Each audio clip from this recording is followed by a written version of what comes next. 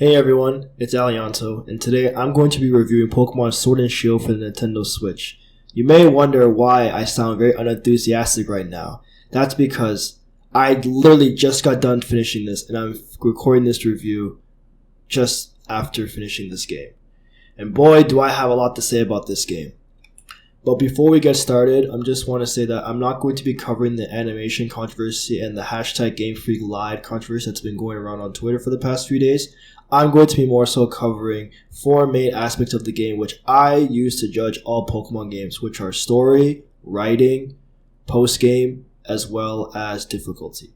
I will also be referencing many previous Pokemon games in this review because Game Freak, before it was released, they said that this would be the best Pokemon game of all time. So I, as a good reviewer, should reference their previous work to see have they learned their mistakes from those games and have they taken what those games have done right and put it into this game as well. So the template that many Pokemon games follow is you getting your first Pokemon, you getting your Pokedex as well as your gym badge, and then you are set out to capture gym badges in the respective order, and then in between gym badges you may encounter an enemy team of the game, which will be primarily set on utilizing the legendary Pokemon in order for a malicious intent. But what Pokemon Sword and Shield decided to do instead is they put all the gym badge collecting as a main priority, and then after that they will bring in characters that are the quote-unquote enemies of the game with no prior reference and no prior background, so therefore these characters are kind of seen as rushed and write-ins in the game. And every Pokemon game in some sort has an enemy team of the game, but this one was called Team Yell, and so I was made to believe that, okay, this would be the enemy team of the game. But I started to realize that for the entire game, they really didn't do anything, and so therefore, I was left to believe that, okay, there was no enemy group in this game, and by the time I reached the end of the game, those beliefs were correct because this is the first time in a mainline Pokemon game where there is no enemy team at all. So when you compare this to pretty much any other Pokemon game, they have these encounters in the beginning with the enemy team so that their motivations can be discovered over time, and therefore by the end of the game when you defeat the enemy team with the big set piece encounter, it definitely feels more like a moment versus just something that happens in the game.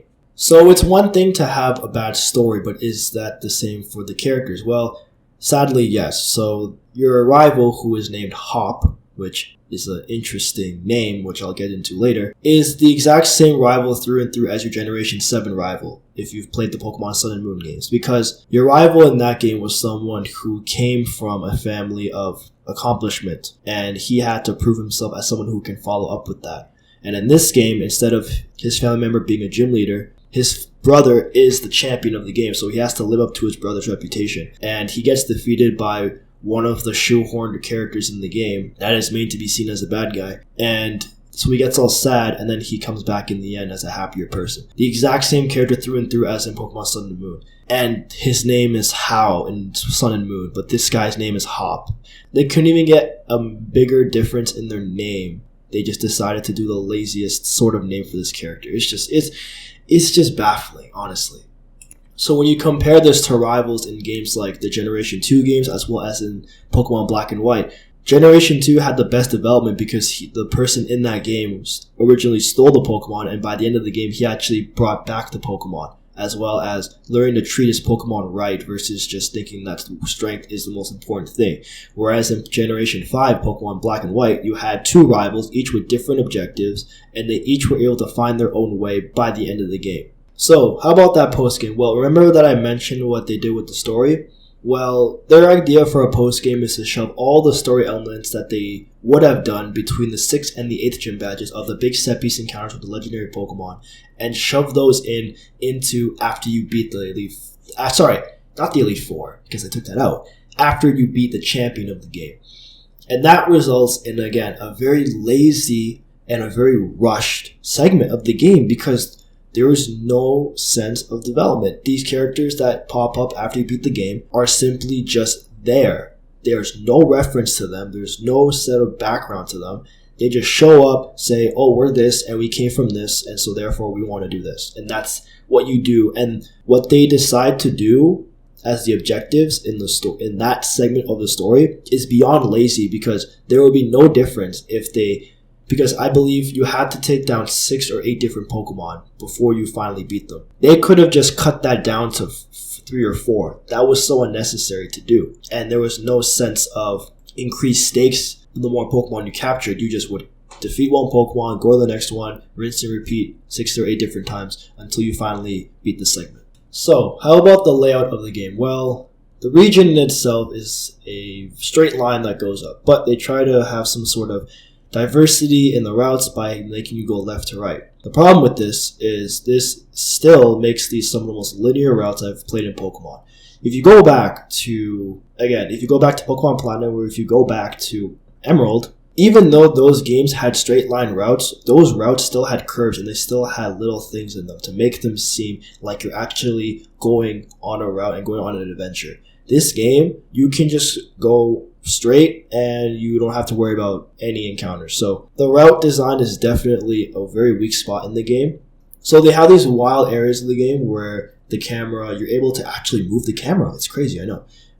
And you are able to encounter many different types of Pokemon, as well as these little red things for Dynamax, which I'm not going to spoil the Dynamax stuff because that's actually the biggest part of the story right there. You can encounter these Pokemon called these strong-looking Pokemon, right?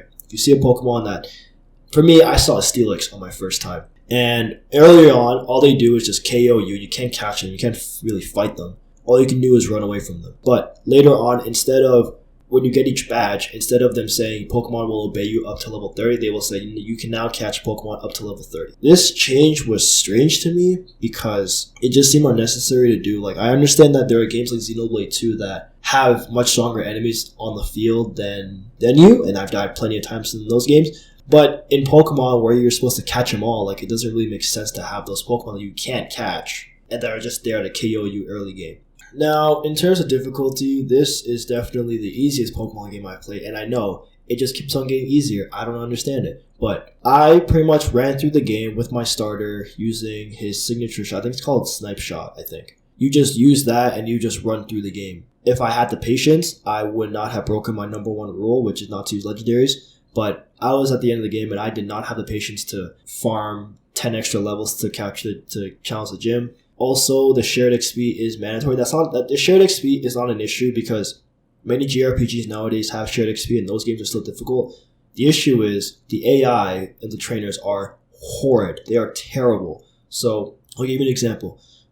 There are situations where I would have 1 HP left, and instead of KOing me, the trainer would just use a status change move. And it gives me the chance to maybe deal another critical hit or to heal up. If they made the AI a lot better, then the shared XP will not be an issue at all.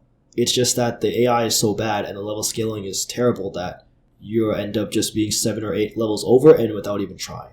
So now I want to talk about what I would suggest. If I was talking to Game Freak, and what I would suggest to improve the Pokemon games. Number 1, they need to stop with this excessive hand-holding. I'm not talking about the hand-holding of, you had to catch your first Pokemon, whatever. No, that's not hand-holding. In this game, hand-holding boils down to every time you go into a town, I'm not kidding about this, they will pan out the camera and show you where to go, like down to the direction. And if you still need help, you have an options menu. When you press options, there's a text right there that says where to go. And also, pretty much, you'll also have your rival in every town encountering you, telling you, hey, you should go here, hey, you do this. And it's just like, this amount of hand-holding in a map that's this linear makes no sense to me. And also, when you pan the camera out like that, it discourages you from exploring the town and talking to the people and getting immersed in the world of Pokemon. Because you're on a Pokemon adventure, you should be immersed, you should be trying to see everything, and every town should have its own identity. But this game, it just says, go to the gym, get your gym badge, get out, rinse and repeat.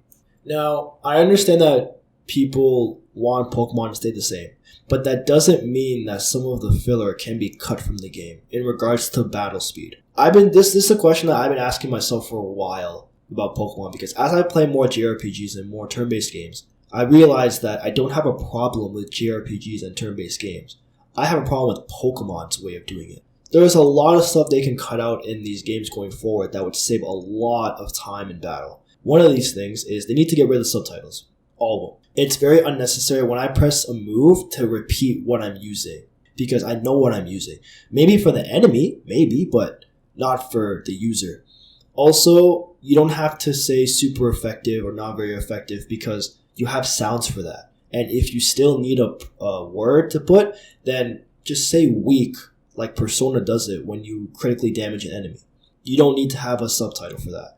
Also, the way they replaced the Elite Four is beyond lazy because I thought they were going to do something more creative where instead of the Elite Four, you face the various people you've met throughout the game and your friends. But they don't even do that. They just have you face 4 gym leaders, the same gym leaders you faced, with slightly different teams before you face the champion. Now, what I would have suggested, again, is to do it with the friends you met, because you've met a good amount of friends in the game, and have your last challenger be your quote-unquote rival, because that would have raised the stakes a lot more. That would have made his emotion a lot more impactful. It just would have helped a lot more instead of what we ended up getting was just a lazy tourney of facing 4 gym leaders. So they also have to get rid of these rivals that are very one-dimensional and very happy-go-lucky, because these rivals just result in just being fodder in the game and they don't really add anything to your overall adventure. So no, not every rival also has to be dark like Silver was in Generation 2, but you can have a nice compromise having a rival like Barry in Generation 4, where Barry's personality traits was that he was a very hyper kid, and so he demonstrated that because he would always beat you to gym badges, he would always beat you to every objective, and his Pokemon sometimes would be a much higher level than yours. But when you saw him being defeated in Valor Lake Point near Snow Point City, you got to see that he was very sad and very hurt that he wasn't able to see the Lake Pokemon. And so when he came back in Spirit Pillar later on to help you fight the commanders, you got to see that he was much more re-energized and much more redeemed because of his realization of fighting with the team. Lastly, these starter designs are definitely the worst starter designs of the franchise, overtaking Generation 5 as having the worst starter designs, because I've always seen the fire and the water type starter. They have the exact same pose when they're brought out to the field, and they look very similar as well.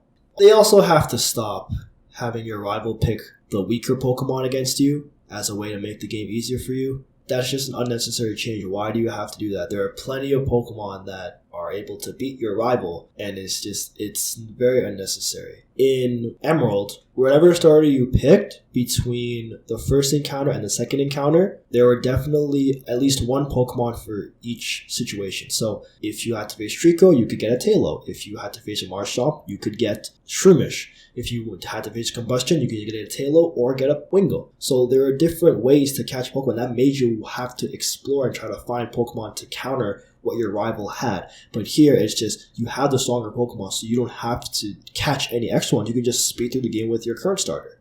One last thing I wanted to add.